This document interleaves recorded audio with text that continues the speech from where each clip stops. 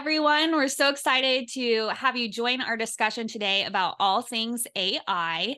We know that the age of AI is here, so we all need to learn how to use it to its maximum potential. So today you will learn the top AI trends and how to use them to your advantage in your company and in your communities, what you need to do right now in order to win the future of AI, and the different AI tools you can use right now in your everyday workday. So I am Rachel and I run marketing at Serviam Care Network. Hello, I'll pass it off to my friends now. I'm Bill Fawnin. I'm the managing partner at ClosedOpp, and we're a Google Ads and Facebook Ads agency specializing in senior living. I'm Lindsay Hurley. I'm a senior account manager for Google Ads at ClosedOpp. I'm Nick Butler. I'm our senior account manager for our Facebook ads at ClosedOpp as well. Thank you all so much for joining this discussion. Really, this came out of our conversations that we were having together about AI, and we thought we need to share this with everyone. So let's dig into the first AI tool that probably everybody has heard about right now, which is ChatGPT. So last statistic I heard, ChatGPT has 25 million daily users. And by the time I publish this, it probably even has more. So it is growing so rapidly. And when I'm thinking about ChatGPT, I really want us to think about this in two ways. The first, how leads are using it to find your communities, and then how you can be using it in your marketing and at your company to improve your workflows. So I have just really enjoyed learning about all the different ways that people are using AI. And there's something that's becoming a trend, especially with ChatGPT. And that's that people are starting to use it for more personal reasons. So for example, I'm seeing people ask ChatGPT to do career coaching, travel planning, meal prepping, and life coaching. So it's kind of crazy to think about using AI in your everyday life like this. But I think it's really important that we think about what your lead or prospect might use ChatGPT in this capacity. All right, so I have ChatGPT open and I am going to pretend that I am somebody who is looking for advice for my mom who has some care needs. So something to note that is also emerging with ChatGPT that's different from Google is while a Google search may be medication help for my mom, and it's really short keywords. What people are learning with ChatGPT is that you actually want to provide as much context as you possibly can in order to get the best prompts. So that is something I'm noticing is a key differentiator from what you might put in Google versus ChatGPT. So let's say that I'm a lead searching for help for my mom. I have this prompt here, act as a life coach, giving me advice for what to do about my mom's declining health. My mom is 84 and is starting to have trouble remembering things. I'm not sure she remembers to take her medication, and she is falling when going to the bathroom at night. I live an hour away and caring for her is getting more and more difficult. Please give me several care plan options, knowing that I cannot provide all the care work on my own. My mom lives in Springfield, Missouri. So that's prompt, hit enter, and we'll see all the different options that ChatGPT would give me as an adult daughter needing help for my mom. And you'll notice here that some of the options it says is hiring home health. Also, point number 2, exploring assisted living facilities, consider moving your mom closer to you, utilize technology, seek help from community resources. So what's important here to think about if I am somebody who runs a senior living community is thinking through what exactly are people going to be searching for and how can I be the community that pops up? Because if I'm getting advice here to explore assisted living facilities, my next question in ChatGPT is going to be, tell me more about assisted living communities that would be a good option for her in Springfield, Missouri. Or I might go to Google and say assisted living communities near me. So that's the first thing we want to talk about with how somebody might be using that as a lead. Now let's talk about how you could use it as a marketing person at your community. So the second thing that is really interesting about ChatGPT and AI is that you can use it in your own marketing to really speed up some of your workflows and your processes. So we're not just thinking about how a lead might be using it, but also how we might use it in our own marketing. So I'm going to give a prompt that you could use right now in your marketing. And the key to this is that you want to be super specific with your prompts in order to get that really good output that ChatGPT can create. So the first thing is you always want to say, act as blank expert. Whatever it is, that's going to give direction to ChatGPT that they are an expert in this field and it's going to give you better output. So I'm going to put a prompt here on the screen. You guys can screenshot it if you want. But this is an example of how you might use ChatGPT to do a brand analysis for you. Now, I don't know about you all, but sometimes this takes a long time. This could take me hours to create this on my own. But with ChatGPT, I can literally do it in seconds and then use it as a framework and probably make some tweaks. So you could say, I want you to act like an analysis auditor. I want you to perform an analysis of then put your brand with the following top 5 competitors. And then you're going to insert your competitor brands. I need you to assess the differences and similarities between your brand and then competitors. I need you to focus on pricing, market positioning, branding, and messaging. Research the relevant market and analyze each brand to identify key differences and similarities. Present all the information in a detailed report that includes charts, graphs, and tables. Based on all the information, let me know how my brand can improve and actionable steps we can take to make my brand be better than competitors. Long prompts, but it is going to get you an amazing output and save you 10 hours of work. So this is just truly scratching the surface of a few different ways that your leads could use ChatGPT, and then you can use ChatGPT in your own marketing. But let's talk about some other tools that might be that someone might be using, and I'll pass it on to Lindsay. Thank you. Yeah, so I'm going to just do a brief overview of Bing Chat, which is unofficially known as Bing ChatGPT. And there are similarities. They're both AI chatbots. But ChatGPT, when it was released, did not have access to the internet. That's only a relatively recent thing, whereas when Bing Chat was launched, it was launched as an AI-powered search engine. So that's what it did. It was specifically for queries which you required web-based searches for. Give you a quick overview of what the dashboard looks like.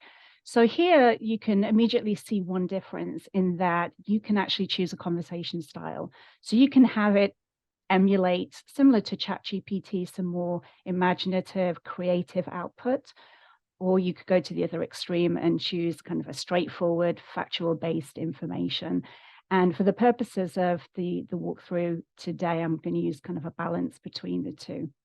And what I wanted to do was emulate a buyer's or prospective resident's journey. So I'm going to assume that I'm a family member or a loved one looking for assisted living.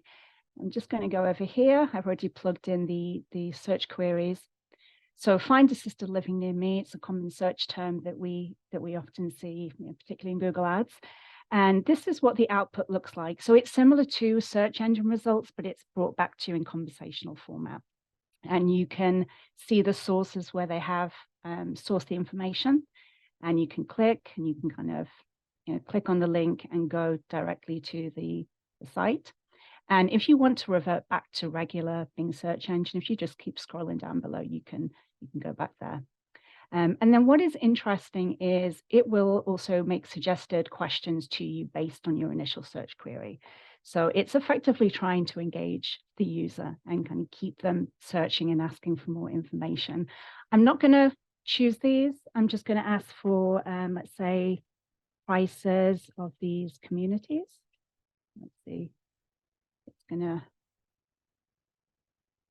bring that information to me. And the key is also every time you ask a question, you're going to get different responses each time, with it obviously being AI.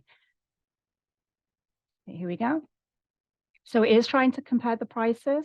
And again, you can see it is mainly pulling here from third-party websites. So just from these two initial questions, we can already see the important thing is it's going to be sourcing not just your own website, but external ones. So the importance of having your information up to date across all of these is going to be very important. And I am going to share a screenshot. These are just two more queries that I did previously. And here I wanted to see if it would give me if it would help me find the best one. That's another important question family members have, which is the best community for my loved one. It tried to find a comparison. In this case, it found a ranking list on health.us news. When I tried to narrow it down, it became very diplomatic and would not answer me. But interesting, what it did do was say, okay, based on the fact you're looking for the best facility, I can't give you that information, but have you considered looking for ways to choose? And this immediately made me think of senior living communities who are doing a great job of getting educational assets and materials out there based around these questions. So if you have those kind of materials on your website, there is a likelihood that it could pull that information and you could be shown here as one of the search results. So really the kind of summary and takeaway of this is go through this process and pretend to be a family member or resident and see what kind of questions and prompts keep cropping up. Make sure that you have information about that on your website, and similarly see if you can find a pattern as to the type of third-party websites that they're showing, and make sure your information is on there. And so, yep, that's Bing Chat, and I'm going to hand over to Nick, who is going to discuss Google Bard for us. So now we're going to shift gears to kind of the final major player in the new AI space, Google Bard. So Google Bard was Google's kind of quick response to the whole AI assistant battle after Bing Chat launched. And Bing Chat was launched with the ultra powerful GPT version 4. Now, we'll get into some examples in just a second, but on the surface, it seems kind of like Google Bard, might not be as impressive as Bing Chat with its ChatGPT 4 integration, or with just ChatGPT as that just grows every single day. So on the surface, it doesn't seem as impressive as the other tools we've showcased today, but I do want to let you know it is a very versatile tool, and with Google, it's only going to get more and more versatile, and probably become more and more integrated with its other tools, as we've seen AI already being rolled out to Google Workspace. So it can also handle multiple types of queries right now. So it can handle those short, keyword type searches that we're used to seeing in Google search for Google ads. But it can also handle those longer form prompts that we're used to seeing kind of like in the ChatGPT section. So let's just go ahead and dive straight into an example for senior living.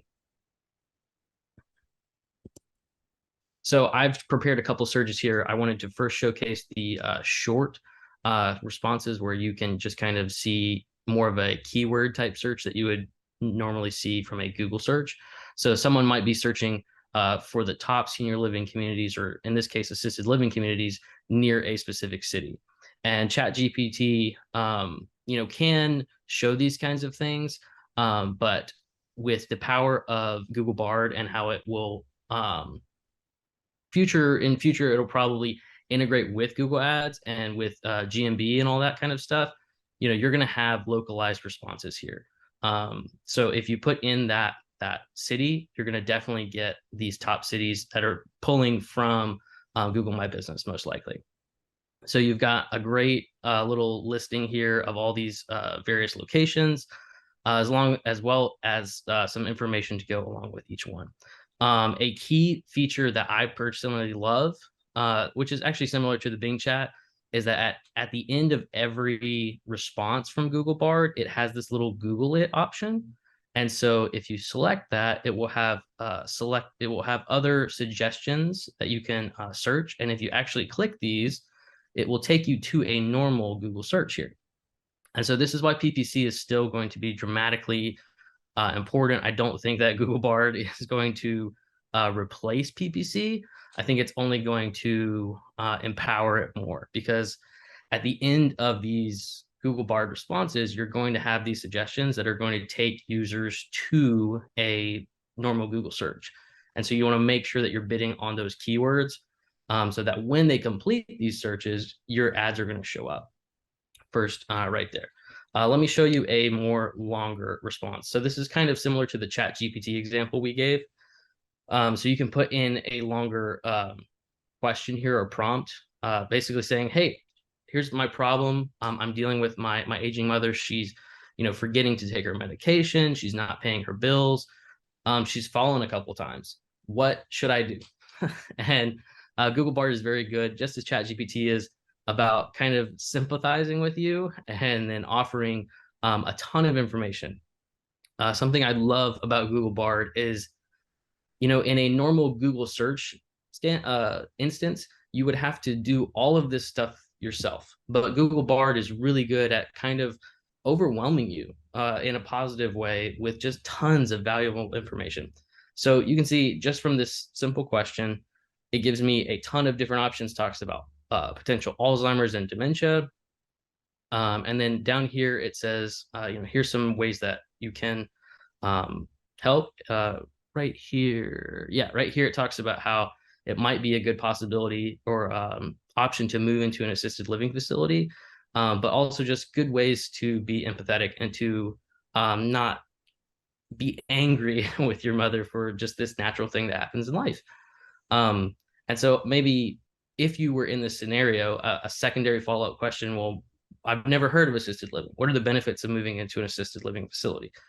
And just like ChatGPT, it does have that context. It knows what we're talking about here. And so I was just able to carry on a conversation with Google Bard as it talked through several of the amenities, such as staffing, medication management, transportation, activities and programming, housekeeping, and stuff like that.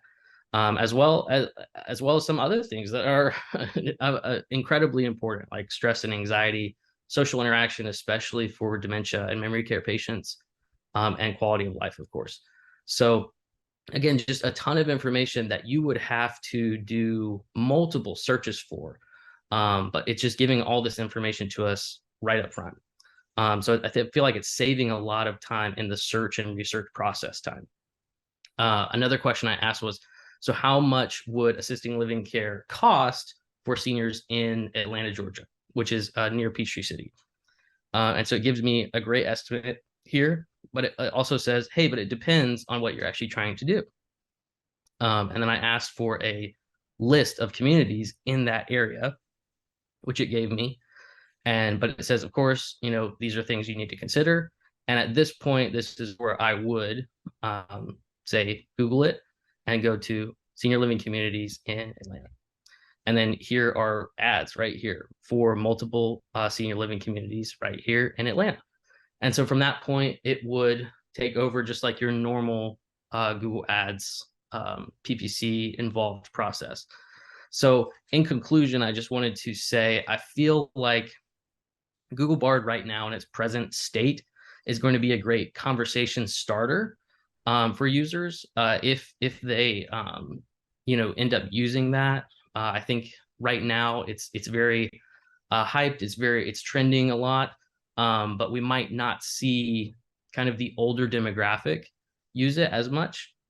But if they do, or specifically that younger demographic of adult children looking out for their parents, and using these tools as more of kind of a life coach or like what options are out there, I think that Google Bard and ChatGPT and Bing Chat will be really good conversation starters.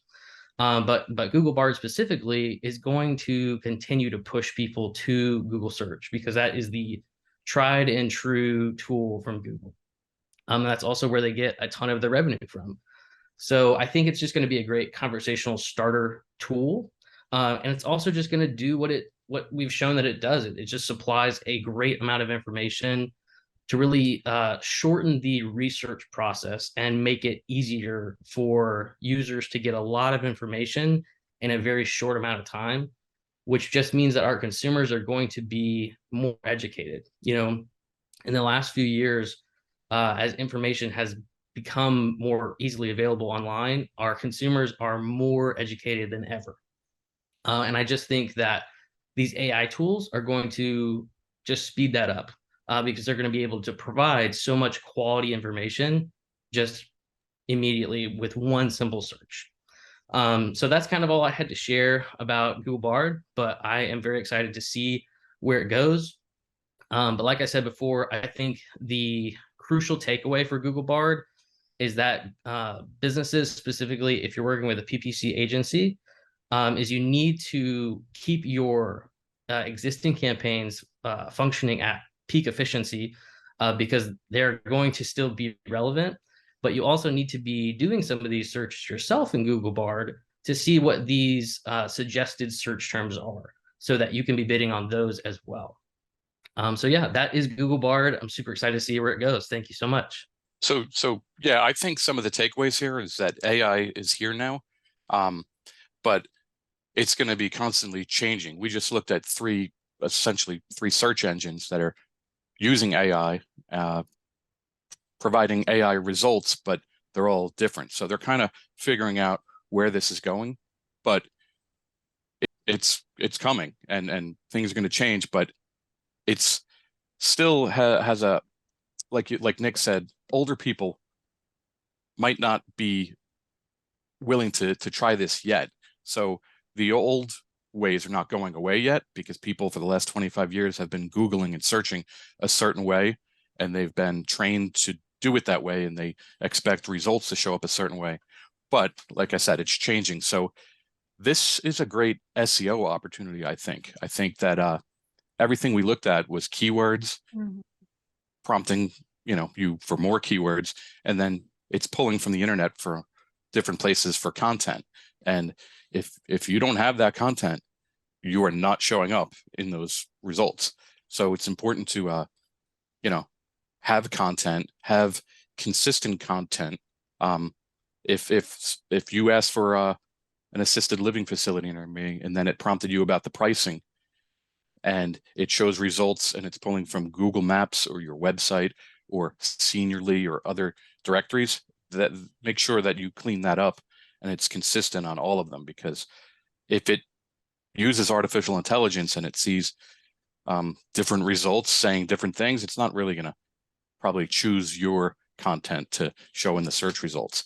So yeah, the other thing that was really interesting to me, and Lindsay and Nick, you both brought this up in your section, is the pricing.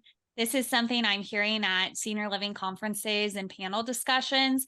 Should we put pricing on our website? Should we not? I know a lot of people aren't doing it, but I'm thinking, if I'm making this search as the adult daughter and it's not pulling from my website because there's no pricing, I'm not being found. So I don't know if that impacts the conversation at all, but that was very interesting to me. yeah, so that's another thing with eventually they are going to want to monetize this. Right now, you can't really buy your way into the results, but you can be available to be put in the results by having content. But we're not gonna, the way that Google Ads and Bing aren't gonna change yet. If you have a good, robust Google Ads or Bing Ads campaign up there now, which has pricing in it, and then you search for assisted living facility near me, and then it prompts you about the pricing, and then Google Bard, for example, shows you a Google search underneath it, and your ad has the pricing in it. It's just important that that's all consistent all the way through. All your directories are updated the same, and this is just an incredible chance to get ahead of the curve with your marketing right now.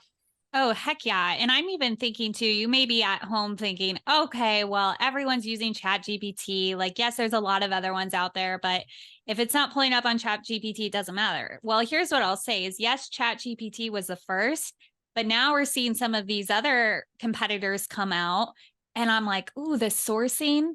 Yes, we want the sourcing. Yes, we want the prices. We want the suggested next prompts.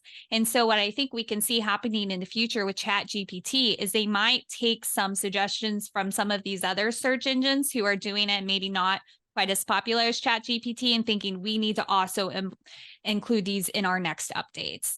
So I think that's a good reason to make sure that when you are doing your research on how AI can impact your customer journey and your marketing, that you are looking at AI as a whole across different platforms.